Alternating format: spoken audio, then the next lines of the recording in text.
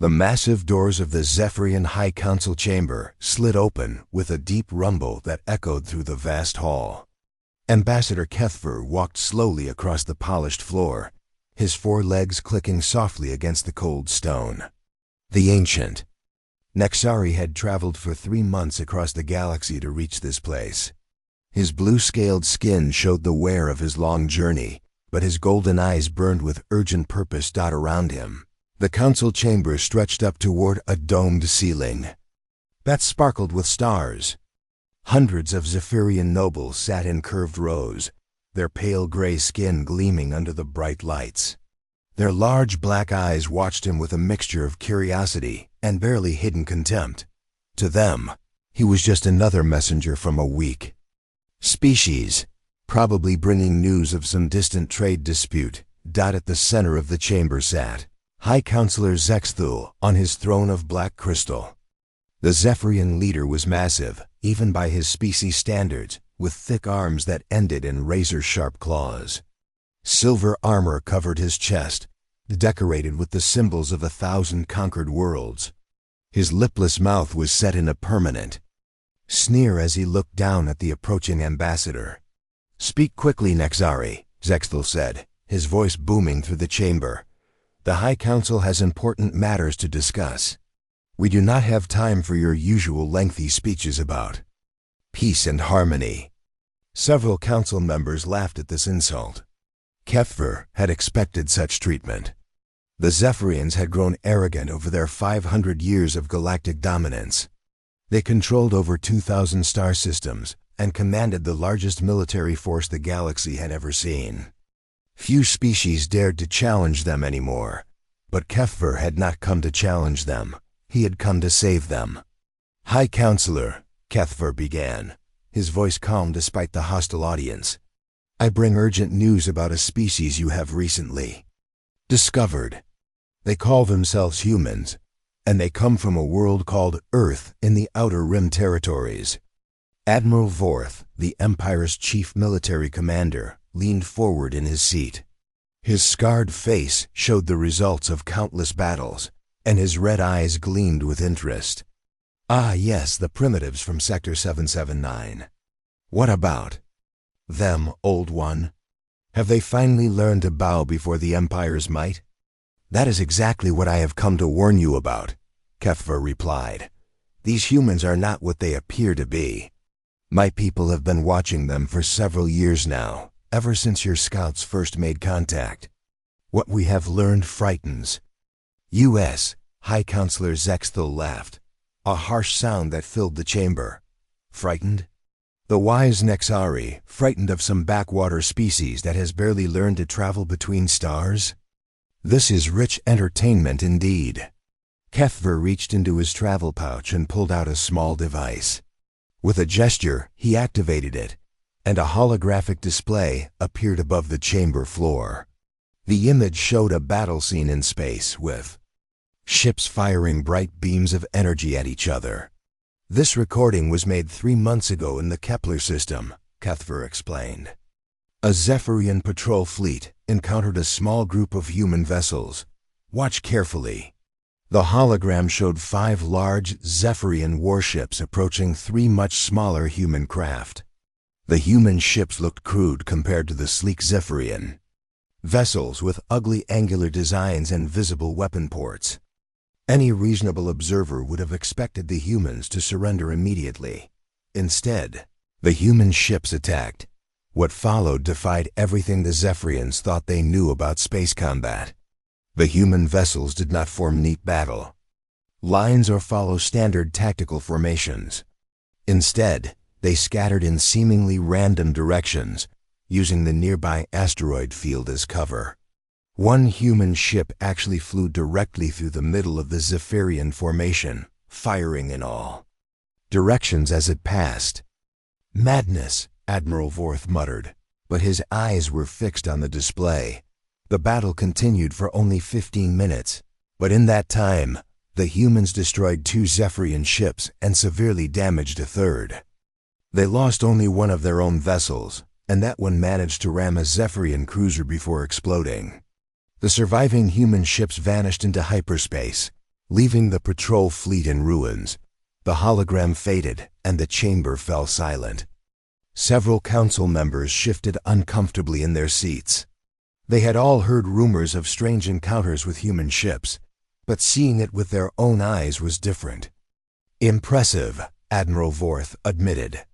But luck and surprise can only take them so far. One battle does not make them a threat to the Empire.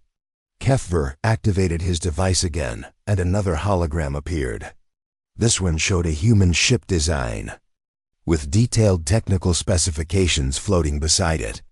"This is what we have learned about human technology," the ambassador said. "Their ships are not as advanced as yours in terms of raw power, but they have something else. They adapt. Every human ship we have observed has been different from the others. They do not build standard designs like most species. Instead, they modify and improve their vessels based on what they have learned from previous battles." He gestured, and the hologram changed to show different human ships. Some were long and thin like spears. Others were broad and flat like shields. A few had multiple hulls connected by framework, while others were covered in strange pods and external equipment. "Look at their weapons," Kefver continued. "They do not rely on a single type of technology. Some use energy beams like ours. Others fire physical projectiles at incredible speeds. We have seen them use nuclear explosives, gravity weapons, and even simple kinetic impactors. They use whatever works best for the situation." High Counselor Zexthel waved a clawed hand dismissively. "So they are unpredictable. This makes them dangerous in small numbers, perhaps, but hardly a threat to the Empire. We have crushed dozens of species that tried to use unconventional tactics against us." "Have you studied their history?" Kefver asked. "My people have spent years learning about human civilization on their home world. They are not like other species, High Counselor. They have been fighting wars for their entire existence. Not just fighting other species, but fighting each other." The ambassador's voice grew more urgent. "For thousands of years, humans have been locked in constant conflict. They have developed ways of warfare that no other species has even imagined. They have weapons designed to destroy entire cities, strategies for fighting in every environment. Their world offers, and most importantly, they never give up." "Never give up?" Admiral Vorth laughed. "Every species says that, Old One. But when faced with the full might of the Empire, they all surrender eventually." Kefver shook his head sadly. "You do not understand. Humans have a concept they call total war. When they are truly threatened, they do not just fight with their military. Their entire society becomes a weapon. Every human becomes a soldier. Every factory becomes a weapons plant. Every resource is dedicated to victory or death." He activated his device one final time, showing images of human cities and people. "Look at them carefully. They are individually weak compared to most species. They have no natural armor, no claws or fangs, no special abilities. But they have something else. They have the ability to work together in ways that would be impossible for any other species." The images showed humans working in vast factories, building ships and weapons with incredible speed. Other scenes showed human soldiers in strange armor, carrying weapons that looked more like tools than traditional arms. "They do not just fight wars," Kefver said quietly. "They win them, and they learn from every victory and every defeat. Right now, while you sit here in comfort, they are studying every encounter they have had with your forces. They are learning your weaknesses, adapting their tactics, and preparing for what they know will come." High Counselor Zexthul stood up from his throne, his massive form casting a shadow across the chamber floor. "Enough of this fear-mongering, Nexari. You come to us with tales of some primitive species and expect us to tremble? The Zephyrian Empire has conquered half the galaxy. We have defeated species far more advanced than these humans. But none of them were human," Kefver replied. "High Counselor, I beg you to listen. Do not make the mistake of underestimating them. Send diplomats, not warships. Offer them trade and friendship, not conquest. They could be valuable allies. Admiral Vorth laughed harshly. Allies? We do not need allies, old one. We need subjects. And these humans will bow before the Empire like all the others, or they will be destroyed. The High Counselor nodded in agreement. The Admiral speaks wisdom. The Empire does not negotiate with primitives. We offer them one choice, submission or annihilation. It has worked for 500 years, and it will work with the humans. Kethver felt his heart sink as he looked around the chamber. The council members were nodding and murmuring their agreement. They were too proud, too confident in their own power to see the danger approaching. Then I have failed, the old ambassador said quietly, and I fear that failure will cost us all dearly. High Counselor Zexthul waved a dismissive hand. Your concerns are noted, Nexari, but the decision is made. Admiral Vorth, prepare a fleet to visit this Earth. Make it clear to the humans that they have two choices. Join the Empire willingly or be conquered. With pleasure, High Counselor, Admiral. Vorth replied, his red eyes gleaming with anticipation, as the council session ended, and the members began to fee. Captain Roy Bennett stood on the bridge of the Earth Defense Ship Ranger, watching the sensor displays with growing concern. The screens showed dozens of unknown ships approaching from the outer edge of the solar system.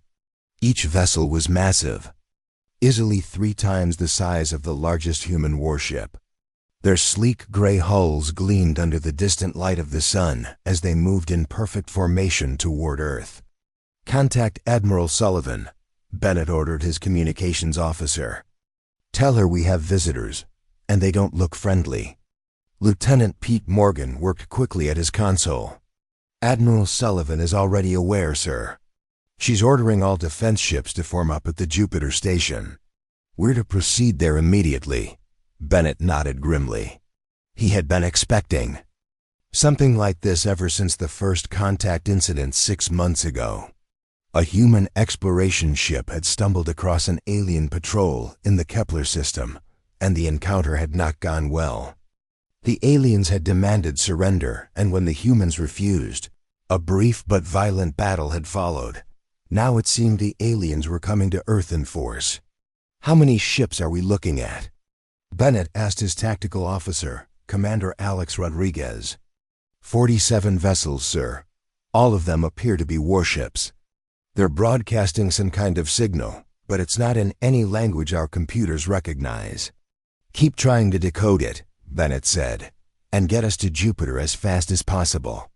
The Ranger and her sister ships raced through space toward the gas giant, where humanity's main defense station was located. Admiral Kate Sullivan had been preparing for this moment ever since the Kepler incident. She knew that first contact with an alien species could go many different ways, and she had hoped for peace.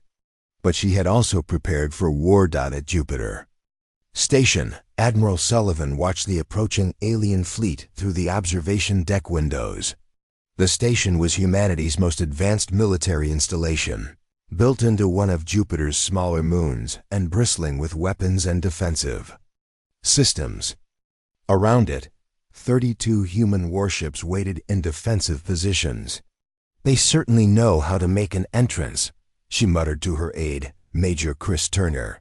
Yes, ma'am. Our long-range scanners show they're armed with energy weapons similar to our own, but much more powerful. Each of their ships could probably take on 3 of ours in a straight fight. Sullivan had expected as much. The aliens clearly had more advanced technology and superior numbers. But she had not survived 20 years in Earth's military by backing down from impossible odds. Signal from the alien fleet, Admiral, the communications officer announced. They're transmitting in broken English now. Put it on the main screen. The image that appeared showed a tall, pale gray creature with large black eyes and a lipless mouth. Its skin looked smooth and almost metallic, and it wore elaborate silver armor decorated with strange symbols. When it spoke, its voice was deep, and commanding. I am Fleet Admiral Coulter of the Zephyrian Empire. You will identify yourselves and prepare to receive our terms for your surrender. Admiral Sullivan stepped forward. This is Admiral Kate Sullivan of the Earth Defense Force. You are in human space without permission. State your intentions. The alien's black eyes narrowed.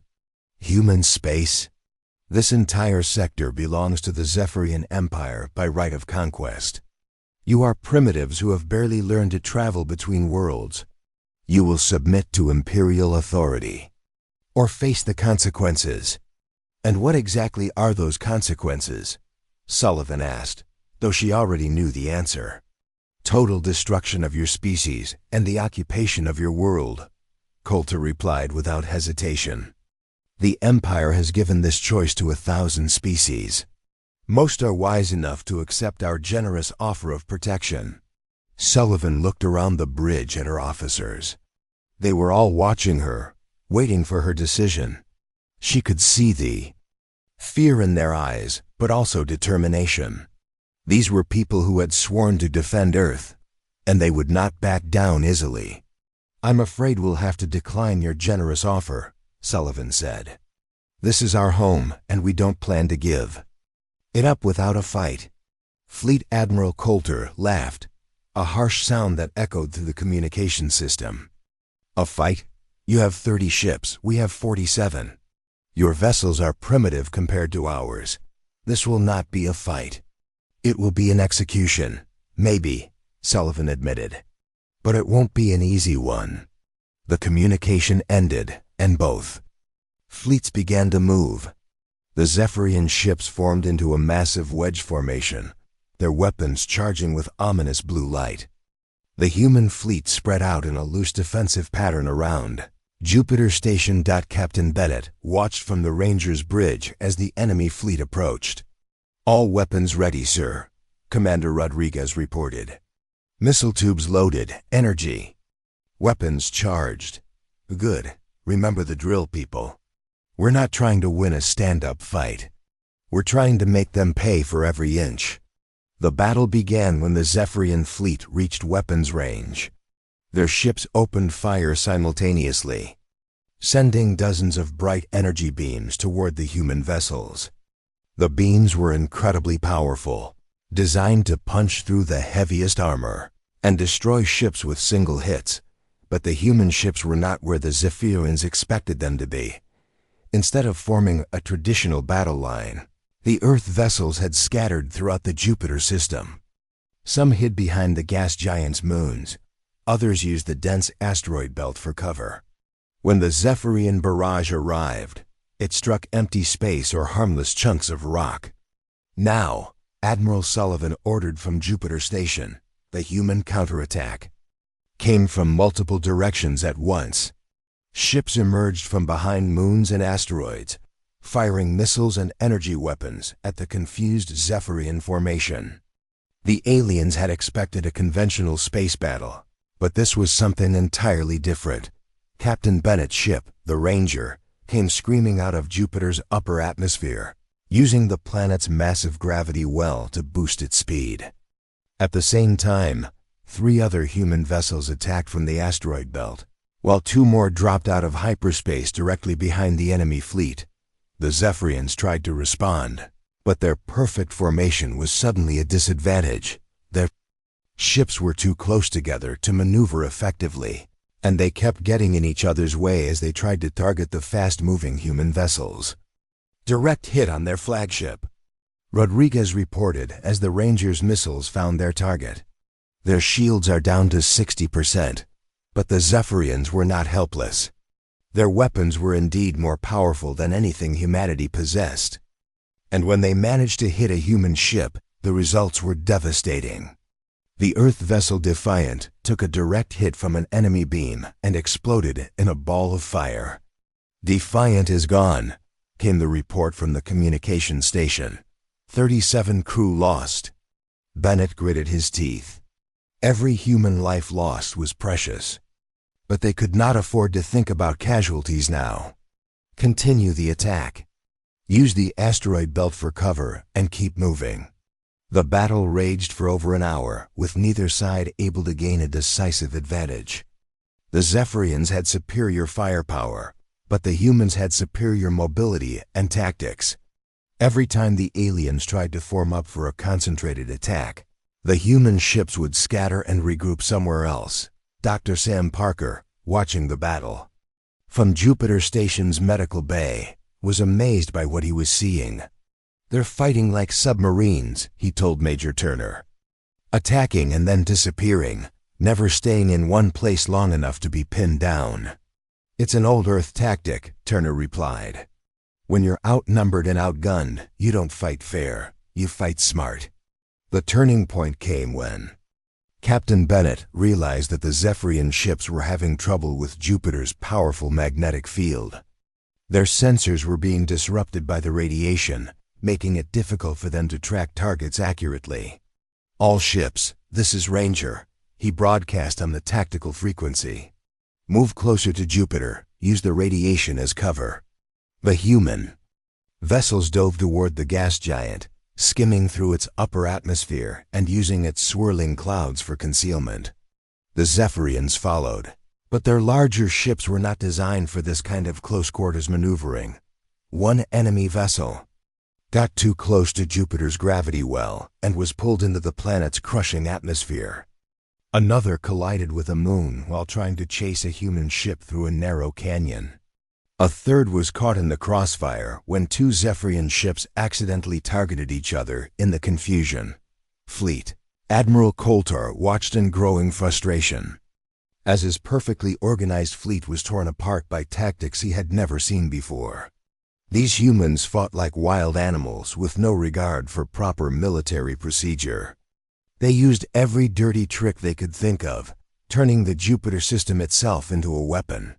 "Sir, we've lost 12 ships," his tactical officer reported. "The humans have lost only 6. Coulter could not believe what he was hearing.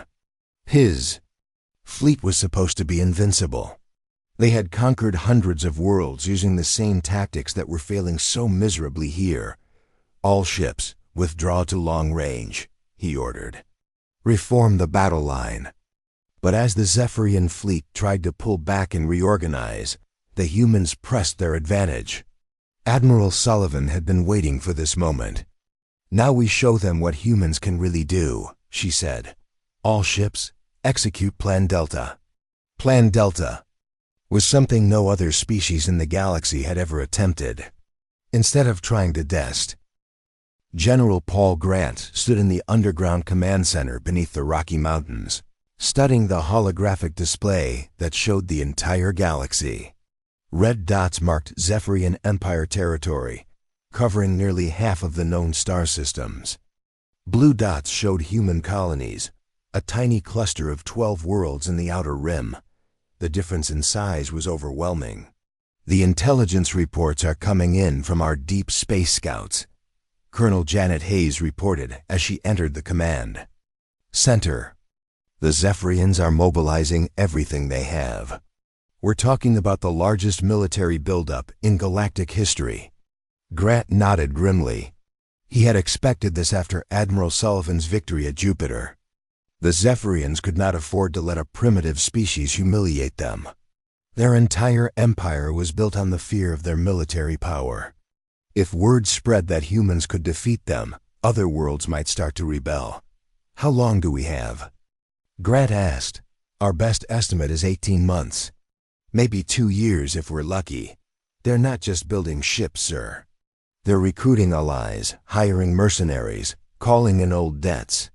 Every species that owes them a favor is being asked to contribute to the war effort." Grant walked over to the tactical display, where dozens of officers were working around the clock to prepare Earth's defenses. In the years since the Jupiter battle, humanity had made incredible progress. New shipyards were operating at full capacity, turning out vessels at a rate that amazed even their builders. "What's the status on the Prometheus project?" Grant asked. Dr. Helen Woods looked up from her workstation, her eyes red from lack of sleep. "We've made major breakthroughs, General. The captured Zephyrian technology has given us insights we never could have achieved on our own. We're not just copying their designs, we're improving them. She activated a holographic display showing the plans for a new type of human warship. It was larger than anything Earth had built before, with a sleek design that incorporated both human and alien technology. This is the new Defiance-class battleship. It's armed with hybrid weapon systems that use both our projectile technology and their energy beams. The armor is a composite design that's actually stronger than what the Zephyrians use. And the most important part, it's completely modular. Grant raised an eyebrow. Modular? Every system can be swapped out or upgraded in a matter of hours. If we learn something new about enemy tactics, we can modify the entire fleet to counter it. The Zephyrians build their ships to last for decades without changes. Ours can be completely different from one battle to the next. It was a brilliant solution to humanity's greatest weakness, their lack of time. Other species had centuries to perfect their technology, but humans had to learn and adapt in months or years. Captain Dan Foster, the test pilot for the new ship designs, stepped forward. We've also been working on something else, General. The Zephyrians fight in large fleets with predictable formations. But what if we don't fight them the way they expect? He gestured to another display, showing a new type of small, fast ship. These are stealth fighters. They're too small to carry heavy weapons, but they can get close to enemy ships without being detected. A single pilot can plant explosives on a battleship's hull or disable its engines. Grant studied the design. It was similar to the old Earth submarines that had been so effective in the ancient wars. How many can we build? With the new automated factories, we can produce 50 per day. By the time the Zephyrians arrive, we'll have thousands of them. Across the galaxy, Supreme Marshal Veccaron stood in the command center of his flagship, watching the greatest military fleet ever assembled.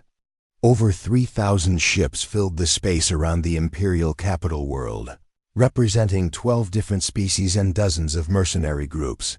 The fleet was organized into massive battle groups, each one larger than the entire human navy. Veccaron had spent the last year carefully planning the invasion of Earth. This time, there would be no surprises, no clever tricks, no unexpected tactics. Overwhelming force would crush the humans before they could adapt. Status report, Veccaron ordered his aide, Commander Vexdale. All fleet groups are ready for departure, sir. The first wave consists of 800 ships, supported by 200 supply vessels. The second wave has over 1,000 combat ships, and the reserve fleet has another 1,200. Veccaron nodded with satisfaction. And our allies? The Corvan Syndicate is providing 600 heavy cruisers. The Thylac warrior clans have sent 300 fast attack ships. Even the peaceful Deltans have contributed medical and supply vessels. It was an impressive coalition, brought together by a combination of threats, bribes, and promises of shared conquest. Some species joined because they feared Zephyrian punishment if they refused. Others hoped to gain technology or territory from the victory. A few simply wanted to be on the winning side. What do our intelligence reports say about human preparations? Veccaron asked. They've been building ships at an incredible rate, sir. Our spies estimate they now have over 200 vessels of various sizes. They've also constructed defensive installations throughout their solar system. Veccaron laughed. 200 ships against 3,000? Even if each human vessel could destroy 10 of ours, they would still lose. This will be a massacre, not a battle. But on Earth, General. Grant was thinking along different lines. He knew that humanity could not win a traditional space battle against such overwhelming odds. Fortunately, humans had never been fond of traditional warfare. Lieutenant Amy Chun, report on the deep space reconnaissance. Grant ordered. The young intelligence officer stepped forward with a data pad. Sir, we've identified the enemy's supply routes and staging areas. They're using the same logistics system that has served them for centuries. Massive supply convoys protected by heavy escorts. Vulnerable? Very, sir. The Zephyrians have never had to worry about their supply lines being attacked. Their enemies have always been too weak or too frightened to try. They're using predictable routes and schedules. Grant smiled for the first time in weeks. Then we'll give them something new to worry about. What's the status on the deep strike teams? Captain Bill Thompson stepped forward. He commanded one of the new stealth ships, designed for long-range operations behind enemy lines. We have 24 teams ready for deployment, sir. Each team has a stealth ship and a crew trained in special operations. We can hit targets up to 500 light-years from Earth. Perfect. While they're preparing for a massive invasion, we'll remind them that war is not just about big battles. Sometimes it's about hitting the enemy where they don't expect it. The plan was typically human in its audacity. Instead of waiting for the Zephyrian fleet to arrive at Earth, humanity would take the war to them. Small teams of humans would strike at enemy bases, supply depots, and communication centers throughout the galaxy. They would use guerrilla tactics on an interstellar scale. Dr. Rick Johnson, the head of weapons development, presented his latest creations to the command staff. We've been working on some special surprises for our visitors. These are gravity mines. They create artificial gravity fields that can tear apart a ship's hull. We've also developed quantum torpedoes that can phase through shields and explode inside enemy vessels. The weapons were based on captured Zephyrian technology, but with human modifications that made them far more dangerous than their original designs. Where the aliens had built reliable, standardized weapons, humans had created unpredictable, devastating tools of war. The most important development is our new communication system, Johnson continued. We've learned to hack into Zephyrian networks. We can intercept their messages, plant false information, and even take control of their automated systems. Grant studied the reports with growing satisfaction. Humanity was still outnumbered and outgunned, but they were no longer helpless. The enemy might have superior technology and more ships, but humans had something the Zephyrians lacked: the ability to think outside the rules of civilized warfare. How are our colonies responding to the evacuation orders? Grant asked. All non-essential personnel have been withdrawn to Earth or the inner colonies, Colonel Hayes reported. But many of the colonists are refusing to leave. They want to fight. This was another advantage humans had over their enemies. The Zephyrians ruled through fear and force, but humanity was united by something stronger: the determination to protect their homes and families. Every human who could hold a weapon was volunteering for military service. Let them stay if they want to, Grant decided. But make sure they know what they're facing. This won't be like the Jupiter battle. The Zephyrians are coming with everything. They have. Major Sarah Davis, who commanded the elite Marine units, spoke up. General, we've been training for boarding actions and ground combat. If the enemy tries to occupy our worlds, they'll find that humans fight just as hard on the ground as they do in space. Grant nodded. He had studied the reports from the Jupiter battle, and one thing stood out: the Zephyrians had no idea how to handle human tactics. They expected their enemies to fight according to established rules, but humans had spent their entire history breaking rules and finding new ways to win impossible battles. As the months passed, the difference between human and Zephyrian preparations became clear. The aliens were building a traditional invasion for Fleet Admiral John Murphy stood on the bridge of the battleship Earth's Pride, watching the largest space fleet in galactic history emerge from hyperspace. The Zephyrian invasion force stretched across the outer edge of the solar system like a metal storm cloud. 3,000 ships of every size and design, representing dozens of species united in their goal to crush humanity. My God, whispered Commander Lisa Brooks, his tactical officer. "There are so many of them." Murphy had been expecting this moment for 2 years, but seeing the enemy fleet with his own eyes was still overwhelming. Each Zephyrian battle group was larger than Earth's entire navy. The lead ships alone could probably destroy every human vessel in a straight fight, but Murphy had no intention of fighting fair. "Signal all ships," he ordered. "Execute Plan Omega. Begin the retreat to the inner system." The human fleet, nearly 400 ships strong, turned away from the approaching enemy and headed toward Mars.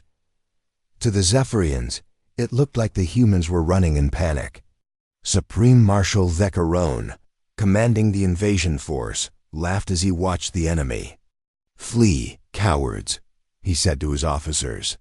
"They know they cannot win, so they run like frightened animals. All ships, pursue and destroy. Do not let a single human vessel escape." The Zephyrian fleet charged forward, eager to finish the war quickly. Their ships formed massive battle lines, their weapons ready to tear apart anything in their path. Behind them came hundreds of troop transports, ready to land armies on Earth once the space battle was won. But as they chased the retreating humans toward Mars, strange things began to happen. The first sign of trouble came when a Zephyrian cruiser suddenly exploded without warning. There had been no visible enemy fire, no missile impact. The ship simply tore itself apart as if its own engines had overloaded. "What happened?" Veccarone demanded. "Unknown, sir. The ship's reactor went critical. It could have been a malfunction." Then another ship exploded. And another. Within minutes, dozens of Zephyrian vessels were destroying themselves, their crews screaming confused reports over the radio before their ships vanished in balls of fire. Captain Bill Thompson watched from his hidden position behind one of Mars' moons as the gravity mines he had planted did their work. The invisible weapons created tiny black holes that lasted only seconds, but that was long enough to tear apart a ship's hull from the inside. "Scorpion 6 to all stealth units," he whispered into his radio. "Phase 1 is complete. Begin Phase 2. Across the solar system, hidden human ships emerged from their concealment. They had been waiting in the asteroid belt, behind moons, even inside the gas clouds of Jupiter's atmosphere. Now they struck at the confused Zephyrian fleet from every direction, but these were not the ships the aliens expected to fight. Instead of trying to match the enemy's firepower, the humans used speed and surprise. Small fighters darted between the massive enemy vessels, planting explosives and disappearing before they could be targeted. Major Sarah Davis led one of the most daring attacks of the battle. Her Marine unit used boarding pods to land directly on the hull of a Zephyrian dreadnought. While the ship's crew tried to figure out what was happening, Davis and her soldiers cut their way inside and began sabotaging critical systems. "This is Bravo Team," she reported over the radio. "We're inside the enemy flagship, beginning demolition of their command center." The Zephyrians had never faced boarding actions in space combat. Their ships were designed to fight other vessels, not to repel enemies who actually landed on their hulls. Davis and her team moved through the ship's corridors like ghosts, destroying everything important they could find. Meanwhile, Admiral Murphy was executing the most dangerous part of the human plan. His main fleet was still retreating toward Earth, but now the retreat was revealing its true purpose. Hidden weapons platforms throughout the solar system came online, turning the space between Mars and Earth into a deadly maze. "All ships, activate." "The minefield," Murphy ordered. Suddenly, the empty space around the Zephyrian fleet was filled with thousands of floating mines, each one designed to home in on enemy ships. The mines had been deployed months earlier by stealth ships, invisible until the moment they were activated. Supreme Marshal Veccarone watched in horror as his orderly invasion turned into chaos. His ships were being attacked from every direction by enemies he could not see. The human fleet that seemed to be running was actually leading him into a trap. "All ships, defensive formation," he ordered. "Fall back to long range." But falling back was not so easy. Captain Nina Walsh and her squadron of experimental fighters had been waiting for this moment. As the Zephyrian fleet tried to retreat, the fighters struck at their engines and navigation systems. Walsh's ship, the Hawk, was faster than anything the aliens had ever seen. She could accelerate to incredible speeds, strike a target, and be gone before the enemy could react. Her squadron moved like a pack of wolves, coordinating their attacks with deadly precision. "Target the command ships," she ordered her pilots. "Cut off their communications, and they won't be able to coordinate their defense." The battle raged for hours, spreading across the entire solar system. Human ships used every trick they could think of, turning the solar system itself into a weapon.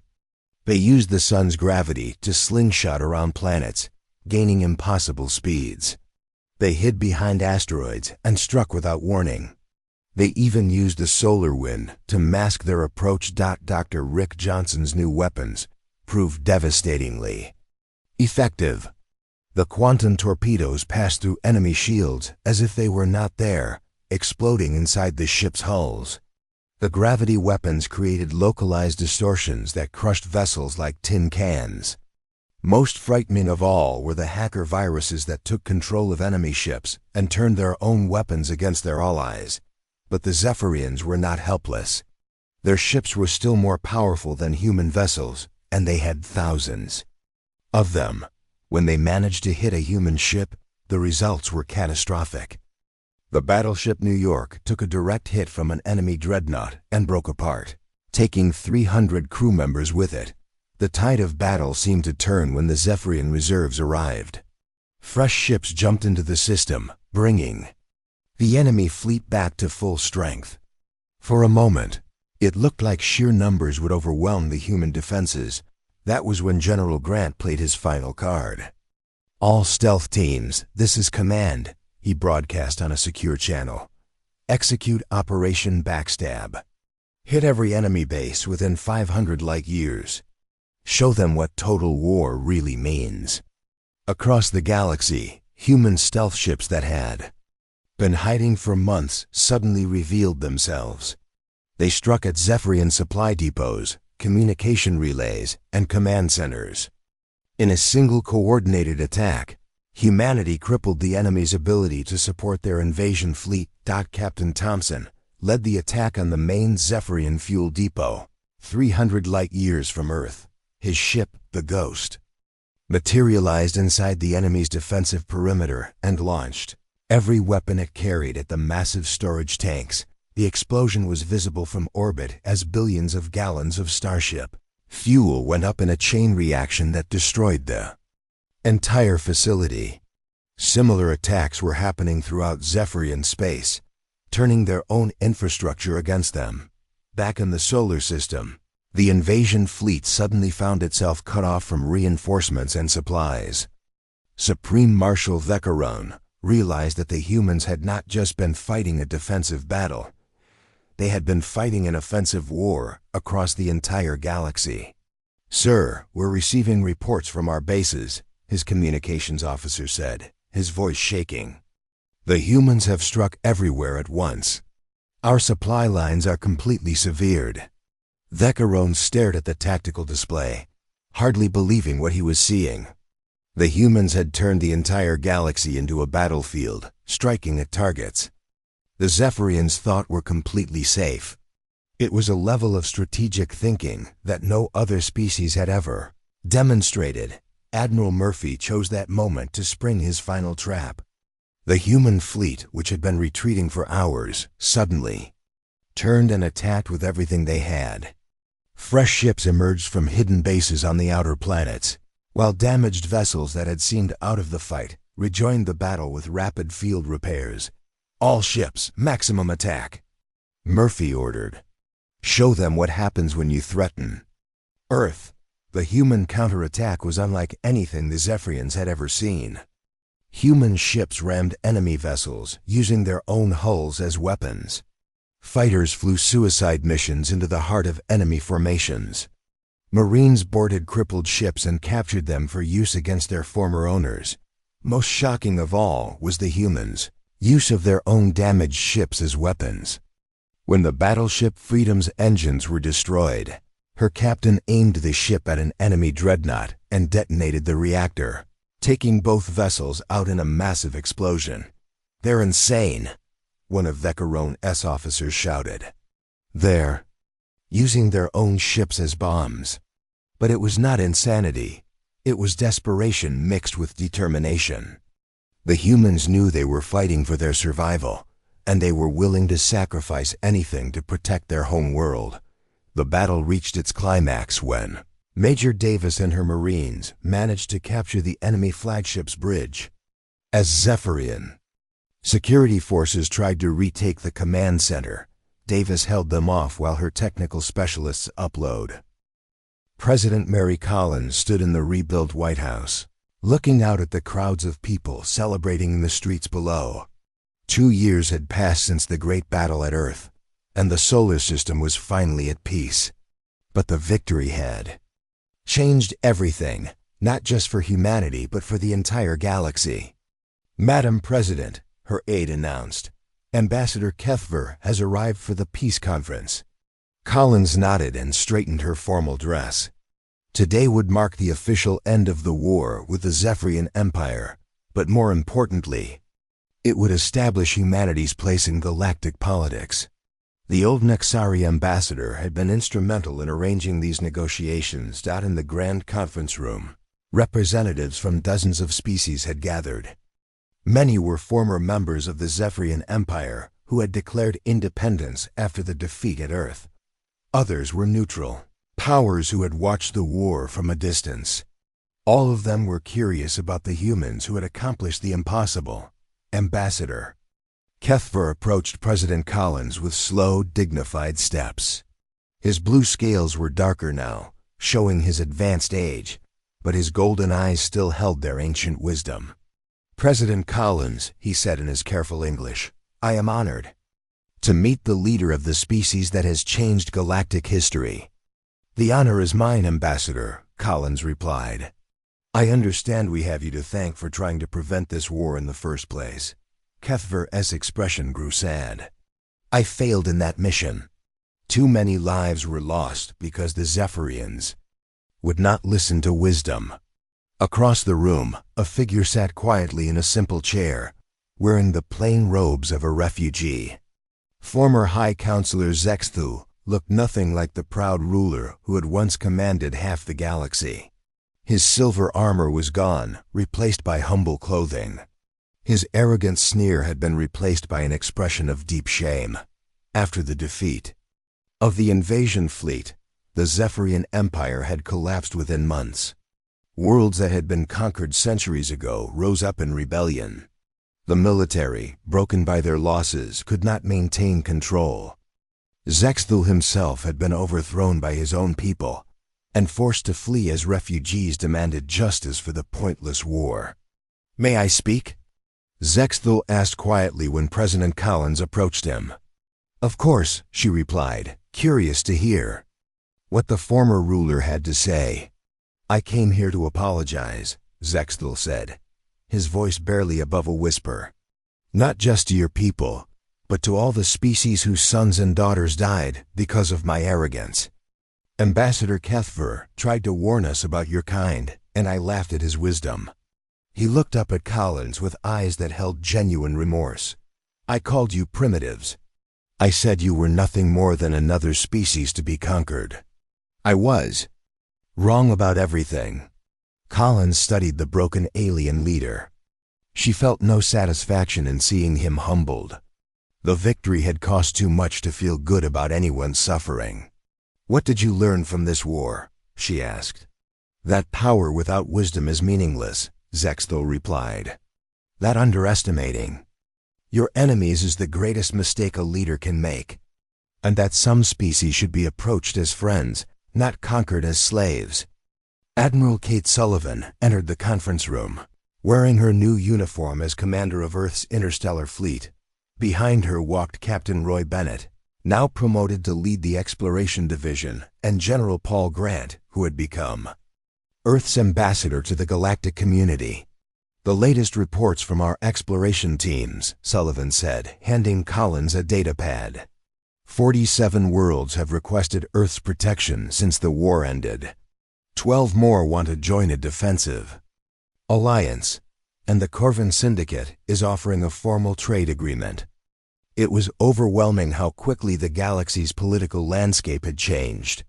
Species that had feared the Zephyrian Empire for centuries were now looking to humanity for leadership. But Collins was cautious about accepting too much responsibility too quickly. "What's our response capacity?" she asked General Grant. "We're building new ships as fast as we can, but we're still a small navy compared to what's out there. Our strength isn't in numbers. It's in the fact that nobody knows what to expect from us." Captain Bennett approached with his own report. "Madam President, my scouts have made contact with several species that were never part of the Empire. Most of them are friendly, but they're all curious about human military capabilities. Word has spread about our tactics." This was both good and bad news.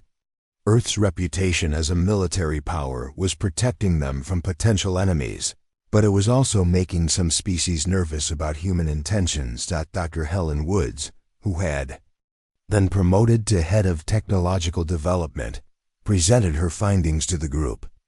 "We've been studying the wreckage from the battle, and we've learned something important. Human technology is now equal to anything in the galaxy. In some areas, we're actually ahead." She activated a holographic display showing the latest human ship designs.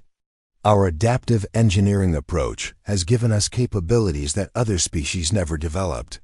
We can modify our ships for any situation, while they're stuck with fixed designs that worked for their ancestors." Ambassador Kethver listened to these reports with interest. "Your species has accomplished in 3 years what most take centuries to achieve. But I wonder, what will you do with this power?" It was the question everyone in the galaxy was asking. Humanity had proven they could destroy their enemies, but what kind of neighbors would they be? President Collins stood and addressed the assembled representatives. "Earth has no desire to build an empire. We fought the Zephyrians because they threatened our homes and families. Now that the threat is gone, we want to build relationships based on cooperation, not conquest." "But what about security?" asked the representative from the Delphin Republic, a peaceful species that had suffered under Zephyrian rule. "There are other threats in the galaxy. Pirates, warlords, aggressive species that might try to fill the power vacuum left by the empires." Collapse. General Grant stepped forward. "Earth is willing to help defend peaceful worlds, but we won't be the galaxy's police force. Instead, we propose creating a mutual defense alliance. Any species that wants to join can contribute ships and resources according to their abilities." The idea was revolutionary. Previous galactic powers had ruled through force and fear. Humanity was proposing something completely different, a voluntary association of equals working together for mutual benefit. Over the following hours, the details of the new galactic order were worked out. Earth would provide military leadership and advanced technology. Other species would contribute their own strengths, the Nexaries' wisdom and diplomatic skills, the Dolphins' medical knowledge, the Corvin's industrial capacity. But the most important moment came when a new threat was detected. Captain Nina Walsh, now commanding the exploration ship Voyager, burst into the conference room with urgent news. "Madam President, our deep space sensors have detected something at the edge of the galaxy. It's not natural."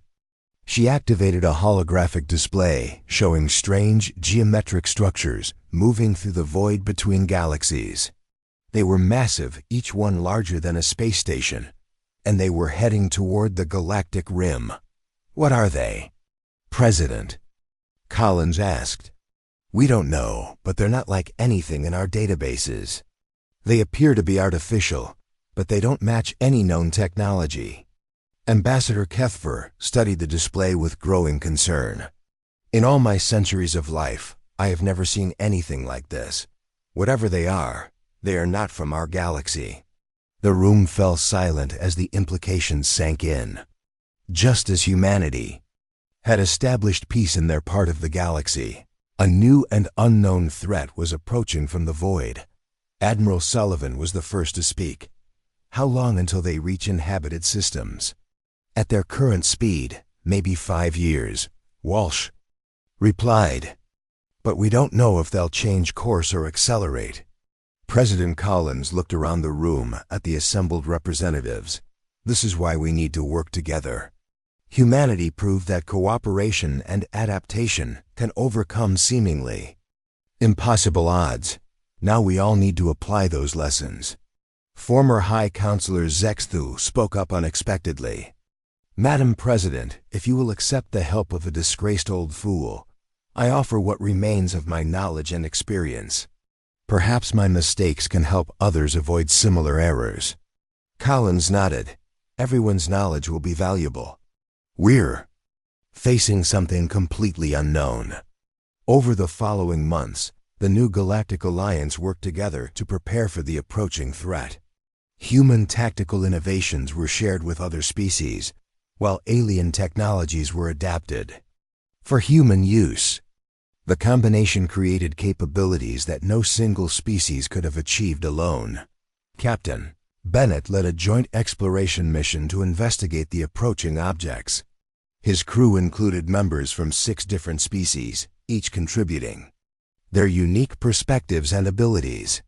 It was the first truly integrated galactic mission in recorded history. Dr. Woods worked with alien scientists to develop new sensor technologies that could penetrate the mysterious object's apparent stealth capabilities.